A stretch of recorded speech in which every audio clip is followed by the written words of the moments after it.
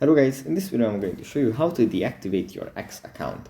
But before that, don't forget to subscribe and leave a comment down below, because at 10,000 subscribers I'm going to show you my whole YouTube revenue statistics and growth strategy. So without further ado, let's just jump right into it. First we have to open up the X app, and here it opens up in the feed where we have the posts from the people that we follow. Then we just swipe to the right, scroll down to the bottom of this list and find settings and support at the bottom.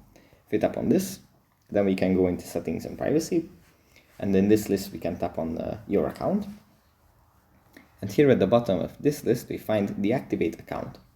If we tap on this, then we get an explanation of how the deactivation process happens, and some other things that we should know. And if you have decided that okay, we want to do this and we want to deactivate our account, you just tap on deactivate at the bottom.